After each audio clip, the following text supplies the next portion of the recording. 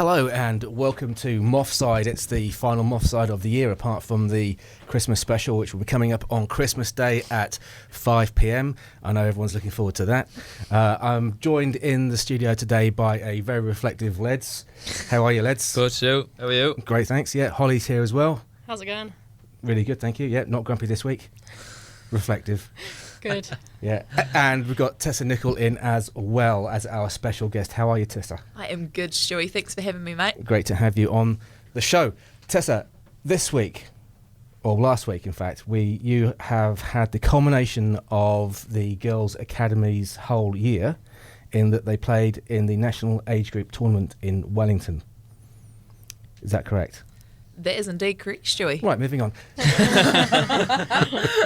Now, would you like to tell us a little bit about that tournament and what it means? Yeah, no, look, it was a fantastic experience. National Age Group Tournament is probably one of my favourite weeks of the year in my role, just in the sense that it's super hectic and it's really cool to see everything coming together.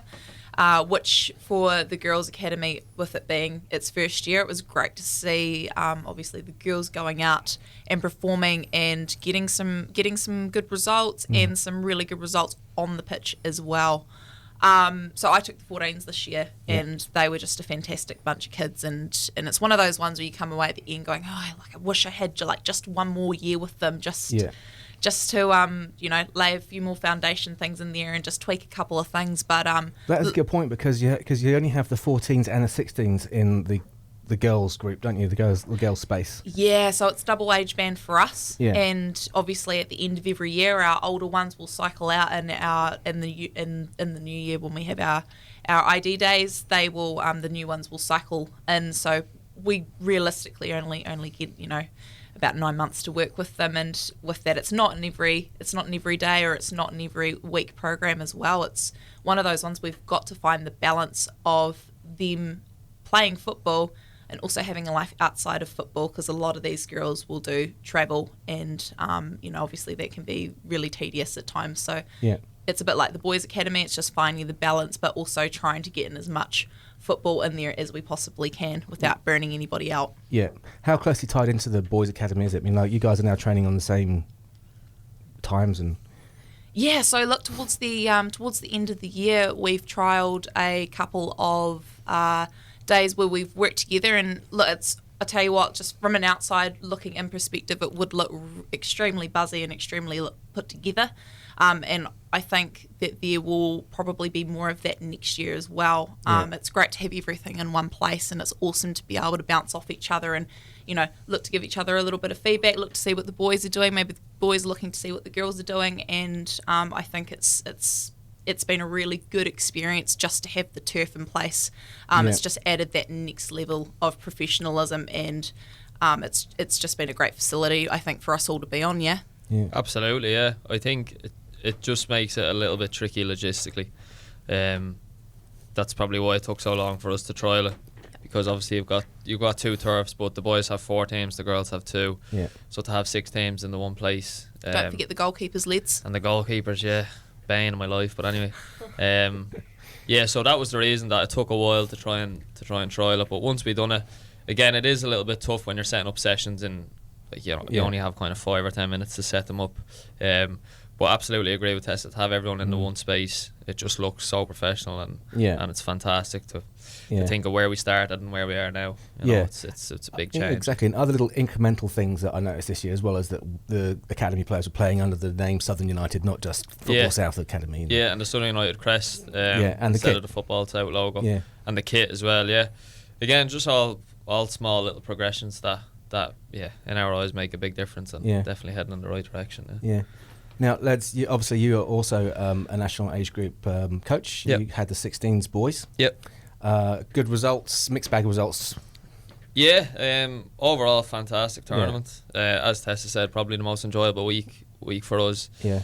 Once we arrive in Wellington and we're settled in, leading up to that is absolute carnage, to be honest. 100 kids in the airport. But to be fair, it went relatively smoothly. But no, the tournament itself, the boys were excellent. Again, just you see things coming together in a match environment and against really, really competitive players, some of the best players in the country, and it's beautiful to watch. They really are some of the best players in the country as well. Yeah, absolutely, yeah. So, yeah, some really good results. More importantly, though, some of the performances were outstanding. Yeah. Just as a team and the way they tried to play and the bravery with it. Yeah. That's something, I think all teams have been trying to instill from day one, really. And it's hard to get to a place where they're brave enough to go into tight areas and pick up the ball and try and play our way out of danger. In terms of the games that I watched up there and that I was a part of, I didn't see teams that were ahead of us in that sense whatsoever. That's right, yeah. Again, some really special teams and some special players up there. But definitely really competitive across all 5 teams, which is where we want to get to. So, fantastic week. Busy, yeah. Lots of driving around, lots of pranging the back of vans. And lots of driving around. Or did you have less prangs on the backs of the vans this year, since there was one less driver who might have been responsible for a prang on that? Yeah, well, when one driver leaves with 10 keys to the other 9 vans, it does make things difficult. Too, yeah. We won't get into who that was. But. No. Well, I can guess. Govern. That's just a guess. I'm not. Yeah, exactly. We're not going to go there. But of course, the MVP for the 16s. So the MVP for the top age group was a Southern United player. Yeah, Nicol picked it up. Again, his second time to do so. So the first year at national age group, he got it as well. Last year he played upper grade. Yeah, still got on team of the week. And this year he picked up MVP, which is a fantastic achievement for him and for any players who get in team of the week or MVP or anything like that. It's something to be extremely proud of. From from a coaches and Football South staff point of view, it's 100% more. We're more worried about performances of the team and how the team are playing together in that match environment. And obviously, when you've got special players, it makes it a lot easier. It is, yeah. But we're again. Fantastic achievement for all them players, but we're definitely looking at the bigger picture. And it's a good testament to the academy as well that Ollie Clotty, as you said, has been, because there is that massive talent ID aspect to national age group, and as you said before, Ollie has been MVP 2 years ago and Team of the Year last year, so he's been on the talent ID radar of just about every youth academy, youth team in the country, and it's a great testament to Southern United that he's chosen to stay down here and work through the Southern United. Absolutely, setup. And he's he made his debut for Southern United last year at 15. That's right, which is incredible. But Paul, I think Ollie's the type of player that needs as much work under Paul as possible. Paul can add things to his game that he hasn't quite found yet, which is understandable. He's only 16. Definitely bright future if he does the right things. If he does the right things, and sticks to the with right it. Places, and of course, it's not a one-man team or a one-girl team. The games that I watched on the live stream, I was really impressed with the team performance. Yeah. I thought the back four particularly were really defensively strong. Yeah. And I mentioned it on last week's show. What I was really impressed with was the passing out from the back. I thought that was absolutely first class, and it was better than any of the other teams that I saw in the age group. Yeah, absolutely, completely agree. Some of the interplay between the boys, and this is all teams, girls as well, was fantastic to watch. The thing I was probably proudest of was just the way they applied themselves. So we had a chat beforehand, and we're the whole aim of the Southern United Academy is to get boys and girls ready for the first team. Yeah. And if you're gonna go into a first team at Southern United, you need to be defensively solid, and you need to have that little bit of extra aggression and extra kind of will to work. And I had loads of after our first game. I had loads of people come up to me, and the exact, obviously can't swear, but the exact thing they were saying was, "Wow, they're feisty little." Yeah. And I was again, I love watching them play with bravery and getting on the ball and trying to work their way out of tight areas. But I love that type of game, and that I love players that have that in them. Yeah. They are feisty little. But exactly. But once they win the ball, they're looking to get the ball forward quickly. Absolutely, yeah. Absolutely. And that was brilliant. I really enjoyed that. We've talked about football a lot, you know, in tournaments and going away with each other and that kind of stuff. So. I totally agree with you about that, and that's kind of the thing that I love. But it did have a Danny Ledwith stamp across that side. It looked like a bunch of, Yeah, well, Danny Naboth all over the pitch. Yeah, Stop it, Stewie. I think it's just, to be fair, as a coach, in that, like, yeah, we work on little scenarios, but it's very much, I think, as a coach of that age, it's very much about just giving players freedom. Yeah. And, like, again, there were some games we played and we'd try and build out from the back and they'd win it back and score. And, like, the willingness to go and try it again, like, that's what I look for most. Yeah. You know, because anybody can take the ball and give it away, and then just say, well, we won't do it anymore. But that willingness to go and say, no, give me the ball again. Like, I'm good enough to go and play through this. Like, let's go again. That's what I look for most. Again, the flip side of that, I had a chat with a good few NZF staff that were up there, and they mentioned that there's actually nothing wrong with, like, for 1 week of the year that you learn about tournament football. So everyone at national age group is about development, and, you know, there's a bigger picture. It's not about results, but there's nothing wrong with 1 week it being about results. And that was the first time I'd heard kind of that opinion on national age group, and I actually agree with it, to be honest. Like, we played against Wybop, for example. They took an early lead in the 10th minute, I think, and we were well on top of the game. And, like, Wybop, for this whole second half, were time wasting and, like, just completely managed the game. And as frustrating as it is on the sideline to watch a bunch of 16-year-olds do that, like, thinking in hindsight, well, they managed the game excellently. They were so clever about it. They frustrated us. And they done what they done what they had to do to get 3 points. And again, there's nothing wrong with learning that at an early age either. Again, the bigger picture 100% is development, but, like, if you can learn that how to see out a 1-0 or how to be scrappy and how to slow the game down, like, that will all stand to you when you go and play senior football. Totally. You know, there's nothing wrong with adding that as well. Yeah, it does. And of course, you do get critics about, you know, the club coming bottom of the table and that kind of stuff. And of course, everyone's entitled to their opinion because, you know, that's what football's all about.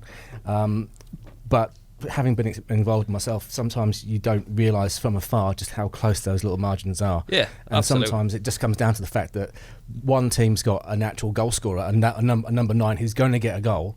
And perhaps let's just say, perhaps in this age group, this cohort, there's not that natural goal scorer who's going to get you out of a tight situation. Yeah, and that can be the difference when it comes to them games. Like, we spoke about that a lot, because them players are so rare, and, like, some of the other federations have a couple, probably 10 times the amount of people to choose from. So we have to learn different ways of doing it, and, you know, it can't just be kind of like other teams can afford to play a little bit more direct because they have that one number 9 who's probably physically more advanced than anyone else at his age, and he can go and hurt players and score goals. I think it's the same with the girls, like you mentioned. So going to bring you in as well, Tessa. Same with the girls? Yep, absolutely. Again, similar to Danny, excellent with playing out. We look to keep the ball. We're not afraid to obviously go forward and be brave, which has been excellent. And obviously working in with that younger sort of, some of them have only just turned 13, or some of them are 12 turning 13. So to have a group that is being really brave around possession of football and, you know, not afraid to go and press and being able to press as a unit's been incredible. And yes, in the 14s, this tournament we missed. We had one girl that was concussed a few days before national age group tournament, who was what you would call our natural striker. And you know, going up to national age group and putting in some stellar performances was fantastic to see. We just lacked that little bit of, you know, that criticalness at the top of that and that final third that may have just absolutely, it might have just opened the door a little bit for us. But you know what? That's actually okay. You know, there are going to be situations where you need to learn to improvise, or you need to know that you've got other obviously options as well. And look, the girls took it in their stride and still played some fantastic football. But you're absolutely right. I think down here, traditionally, we've been known to be that defensive team, and we've been known to be, I guess, the team that'll be hard to penetrate. But when you get through us, you know, it's happy days. And I absolutely 100% agree with you that we are closing that gap so quickly. And yeah, look, on paper, like for us, we didn't get obviously the results that maybe some people were expecting. But if you look at those games, it's like 1-0, 1-0, 2-0, like really close margins. And I would much rather have those results than us banging in goals and not having any structure any day. I know what one I would much rather take for development. And I think going into it in the future, our first teams are going to be looking really solid and really secure. So in that girls and women's space, really excited to see those players coming through and looking to develop. And I think, for us, especially in that girls space, it's reinforcing that when you get into that final third, take those little half chances, take those opportunities, because that could be the difference between, obviously edging the result or us staying where we are. Yeah. And look, we did take a couple of half chances while we were up there, yeah. and they went in the back of the net, and for us that was fantastic. So we'll continue to build on that. Was Renee Bacon involved in those teams? I cannot confirm or deny that statement there, Shuey. Famously, of course, Renee's Just Shoot. Yeah. Yep. Absolutely. And that was, to be fair, in the under 16 space was very adamant at times. Yeah. And they had some top class strikers that I think Renee must have had a couple of words to, because they were taking half chances from 40 yards out and not looking too bad. So it was brilliant to see, obviously, that stamp being there. Yeah. We spoke about it. I think it's a difficult one as a coach because you want to leave the final bit up to the players. Like you want complete freedom and creativity in the final third. Like, you don't want it to be kind of obvious or predictable. It's kind of that last bit that, now the only way of getting in is a bit of magic. Like, and sometimes that's the way football is. You just need that bit of magic. So you need to be careful that you don't structure them to death, that they've only got one way of playing and one way of scoring. I like them to, what I say to my players, how I've developed it is that I like to have a plan B that we can get into the box with. Like, it's up to you, but if it's not working, here's a plan B. Yeah. And that might be, against this team, we go to the line and then we cut back, or whatever it is. But there's, like, if it's not working, here's plan B, let's go for that. But you're right, first and foremost, it's just do your thing. Yeah, absolutely. So, agreed. But now, overall, fantastic week. Like. Yeah, fantastic week. And the week before that, of course, lads, congratulations, you got your first goal of the National League this season. I did. Yeah, I almost wasn't going to come in today again. Did you hear Renee Bacon's voice, like I did, Obi-Wan Kenobi behind you? Just shoot. Yeah, well, not many people noticed, but it actually was a shot. I still don't believe that for a second. Yeah, so I was seeing Garvin's run, I was like, I know what's going to happen here. Yeah. I'm going to play it just a little bit too far ahead of him so that he tries to kick it but misses. Right. Does the keeper. Yeah. It's 1-0. Or what was it? 1-1. 1-1. Yeah. Not many people have that vision, Stu, but I'll take credit for it. But yeah, I'm on the board. Yeah, you're on the board. Exactly. So now that's you need to score at least another 2 or 3 goals this season to really start upping your ante. And also, hi to your auntie, by the way, as well. I'm sure she's listening. And also, of course, just to get that whole kind of, Moffside, everyone scoring more goals thing. Because, Chief came on, said he was going to score a goal, scored a goal. Yeah. Renee, of course. Now you're on fire, shooting, taking those shots from outside the box. Maybe one on the right foot as well soon. Yeah, well, let's not go too far too soon, but yeah, we'll see. Fantastic. So let's also just then, Wellington, we're still in Wellington, so let's just go over the Wellington game. Not a great result, obviously. Yeah. Yeah, how do you feel? It was one of them games that anything that could have went wrong did. Yeah. I think we started actually quite well, first 10 minutes, and then we just gifted them 2 goals. Like one from a corner and one kind of mistake at the back. And it was 2-0 so quickly. And then got in at half time. Like spoke about again, you can speak about as much as you want at half time, but then you go out and we conceded 2 really quick goals again. But yeah, it was just overall it was a poor performance. Like Paul mentioned after, I don't think there was one single player on the pitch that could be like, I thought I did well today, and he's 100% right. Yeah. And against a team like that, you cannot afford for nobody to play well. That's right. Because they'll just punish you. They've got some outrageous players. Quality, yeah, they're a fantastic team. Like I think them and Auckland are just a little bit ahead of everyone else. Yeah. And then the rest are kind of within touch and distance of each other now. Yeah, defensively we were poor. So we're working a lot on that this week to try and get it right. Obviously another tough game on Saturday. Yeah. So we'll try and get it right and finish before Christmas with a positive performance mostly. But yeah, it was one of them games that we were poor and they were excellent. Really. They were excellent. Yeah. I've been really impressed with Ollie Bassett this season. I think he's come in and just sometimes he's come in and been he's a good player. Don't get me wrong, but he's come in and he's been more than the quantity of his worth. So like he's lifted everybody else up. Yeah. Around him. I mean, Yeah, but they've got 6 quality players anyway. But. Yeah, he's had a fantastic start, to be fair. But as you said, they've quality all over the pitch. Yeah. Like literally everywhere. So, like, yeah, there was times in the game that we tried to press high from their goal kicks, and their keeper is hitting a 60-yard pass, like chest high to their striker, and it's like, what they do? Boom. Yeah. Do you know what I mean? Yeah. Like, you either press on and they do that, or else you drop off and let them build an attack, which they're also excellent at. Good at, yeah. Sometimes the reason I love football is that the team in possession always has an advantage. Like, yeah. So there's always a way of getting through. Yeah. Getting through them, and they have more than numerous ways. Yeah. Yeah. I was thinking hard because on the last show you were on, when I threw it back onto you and said, what was your tip, your bit of advice? So I've had 2 weeks to think about what mine would be. Yeah. And especially on the back of this game, I thought it'd be a good time to mention that I really love a quote by Jean-Paul Sartre, and he said that in life, as in football, everything is complicated by the presence of the opposite team. Yeah. And that's it, isn't it? Like you can train, you can think of ways you're going to do it, and when you actually get onto the pitch, it's all in the air because it's the opposition are doing their best to do the same thing to you. Exactly. Yeah. So. But the team that has the ball always has the advantage. Like, yeah. You know, there's always a way through. Yeah. So it's about what have you got to try and break it. You know? Yeah. And Auckland City 4 p.m. at Logan Park on Saturday. Yeah. So last game before Christmas.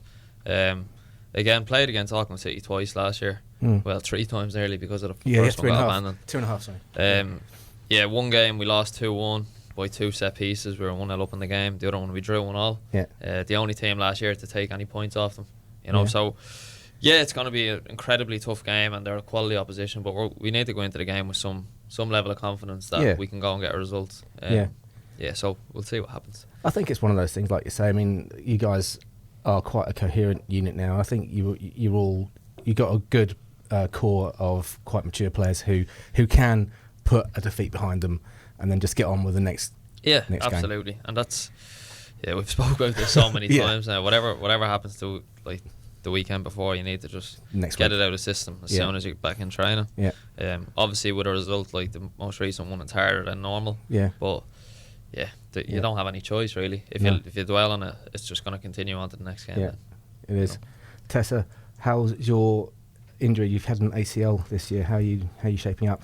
Yeah, man, I'm good. I'm ready to come back and obviously next season and make a bit of an impact. It's been probably one of the hardest things I think I've ever had to go through. Yeah. I think where I've been really lucky though is obviously working within football. I've been surrounded by a lot of people that I didn't realise have also gone through the same or similar things. Yeah. And even those that haven't gone through an injury like that, I've had a lot of sympathy and empathy sort of around it. So I think I've been in the best environment to make a positive recovery. And of course, with working and with integrated health as well, they've just been phenomenal. With the support around that. Integrated health. Yeah, absolutely. Yeah. Chuck a plug in there. Yeah. But look, they've been really supportive. Obviously, the team at Football South have been fantastic and extremely understanding around that, because you don't know or you don't fully understand unless you've gone through something like that how horrific it actually is. Yeah, because you've effectively had 2 seasons off now. Yeah. Obviously, the first season that I had off, so last season I had it off by choice. Just needed a bit of a break and a refresher, and I was really ready to come back and make this my year. And obviously I had that taken from me. With everything that happens though, there's a silver lining. I am completely trusting in the program that I'm going through at the moment, and I do genuinely believe that I'm going to come back fitter, faster, stronger, and better than what I have been at the past. Yeah. Headspace is in the right place, and I've got some brilliant support people around me. So feeling really optimistic around it. And I guess the other thing with going through something like this as well, I guess I'm in a position where I can help educate obviously the girls within that Southern United Academy program I'm in a better position to be able to understand maybe some of the injuries that a couple of the girls in the academy have had, and be able to obviously have that conversation around like, it will get better, you will recover, you've and just real got empathy about it. Yeah, exactly, and that you are in the right place to make that recovery. So I guess that's the same for me. I'm in the best possible environment to make the best recovery I can. Sweet. My playing days are definitely not over. Fantastic, good to hear. Lads, medium fire round. Let's now do it. we're probably already impinging on Startup New Zealand's show, so Right, let's make it a quick fire round. yeah. Very quick. You waving it? The quickest fire round you've ever had. Right, Tessa, you ready? All right. What made you want to become a goalkeeper? I was too slow. Really? Yeah, dead on too slow, too unfit. So I chucked in goal because I wanted to play at the highest level that I could, and I had to think strategically. So Nice. here I am. If you're listening, kids. Yep. Okay, next question. If you were told tomorrow you're no longer allowed to work in football, what would be next on the list? Oof. That's not an option. I don't know. I don't know. I would. I actually don't know what I would do. It's the hardest question I ever, genuinely isn't it? don't Yeah. know what I would do. Like, this has just become Yeah. like the embodiment of who I am. And if that was taken away from me, I'd have to start from scratch and look elsewhere. I'd have to go soul searching. Eat, pray, love. Yeah. Okay, favourite memory on a football pitch? Ooh, that's a tough one. I've got a couple. Probably scoring a goal from in goal was one of my biggest, like, just for like just total laughs, one of my like favourite memories. Yeah. And I was there, and we still lost that game. I was the only one to score in my team. We lost 2-1. Full size pitch, not. full No, size- it was at Nicol Park. Right. Yeah, sorry, Oh, at right. Culling Park. Yeah. Yeah. Yeah, went top bins from a kick out my hands. So Did I'll you take mean that. it? Yeah, it was great. Did you mean it? Yeah, absolutely. Of course I did. Okay, next question. Who from the Southern United women's team is most likely to play for the Ferns? Renee Bacon, hands down. Yeah, she, her work ethic, on and off the pitch, and her dedication to be the best that she can be, is something that I think is a rarity. And obviously being in and around that Ferns environment as well, and looking at what she does, I think she's got a lot of potential, and I think it's going to be only a matter of time before she gets seen. So I've got my fingers crossed for her. Brilliant. Mm. Plug for Renee there. Just keep shooting. And last question. So I'll give you an option, right? So you can either just go on, live the rest of your life the way you're living it at the moment, like everything's up in the air, blah, blah, blah, or I can guarantee you that you're injury-free for the rest of your career, but you can never celebrate Christmas ever again. Oh, hands down the second one. Hands down. You take it. Tessa hates Christmas. Oh, that's not even. Thank you. You hate Christmas. Yeah. Wow. See ya. Wow. So Okay. even when you're retired, though, you'll never be able to celebrate Christmas. Like, Yeah, that's all right. That's great. I just won't retire, mate. I'll be injury free, won't I? this is a good Yeah. podcast to finish before Christmas. It is, Yeah. yeah. And so on that note, everyone, we Have a we terrible end on that. Christmas. Yeah, we can't end on that. Yeah. So you'll be injury free. I guess that's a pretty good one. So that's a great Christmas present in itself. It's a great trade from off. Leds. Thanks, Leds. It's an interesting one. It's good from you, mate. It is. What yeah. would you do, Stu? Let's rewind. What if I could be injury free, or have Like Christmas? not now. Like, Actually, probably at my age, it's probably good to go injury free now. But I'd definitely keep Christmas. yeah. Yeah, I like There we go. Christmas. That's one all. I'll go with you as well. Yeah. Grinch over here. Sorry. Yeah. And Holly, just to drive in. Can you make it 2 all? I'm not. I don't hate Christmas as much as Tessa, but I would like to keep Christmas. So Okay, 3-1. sorry, Yeah. got to keep I'm it happy we lively. crawled that back. That's fair. Yeah, exactly. Yeah. So the Christmas special is coming up on 5 p.m. on Christmas Day, and then of course there is going to be New Year's coming up, all that kind of stuff. Leds, you get a break. The next game back, Holes, in the New Year is Away to Wellington Phoenix Reserves on the Ooh. 11th of January. Is that going to be on Sky? It is on Sky. Fantastic. Yes, our 11th of first two January on games after Sky. Christmas are on Sky. Brilliant. Is Sky coming down here? No, they're both away. Oh, the best. Yeah.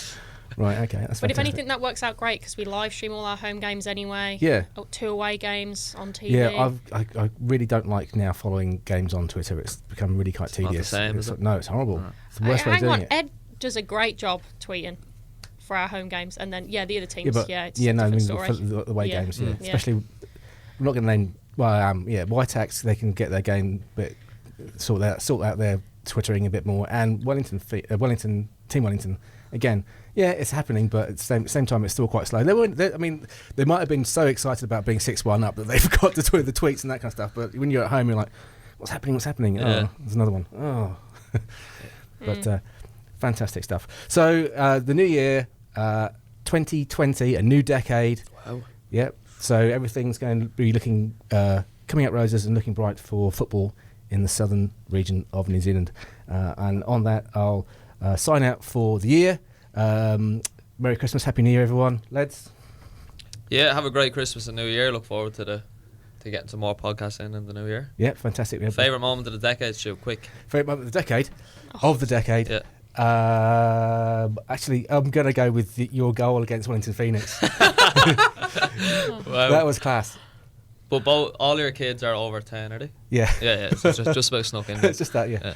No, well, we've already mentioned before that I've had kids and it was great and blah, blah, blah. And it's Blah, blah, blah. Kids, it was great. fantastic, Yeah. Emotions. But yeah, that was good. I thought it meant football moment. But Well, no. I didn't, but you've Okay, you're yeah. okay, cool. You've said it now. It's done. Yeah. It's locked in there. Yeah, okay, cool. Holes. Thanks for having me on, Stu. Can't wait for another round of podcasts next year. Yeah, fantastic. And Tessa and Nicol, sorry it's taken so long to get you onto the show. Hope you actually do enjoy Christmas this year. I don't, to be honest. Yeah. You don't deserve it now. Yeah, thanks. Maybe That's fair. maybe you can just go and be the Grinch on your own with a cup of mint tea and where was the guitar? I thought you were going to bring the guitar. Les was going to sing us out. Lids, I just, save you there. I thought we could save that for another podcast episode. Yeah, let's not treat the listeners just yet. Tune in next year to hear Leds playing us out of Moffside at some point. Until then, Sansuchi!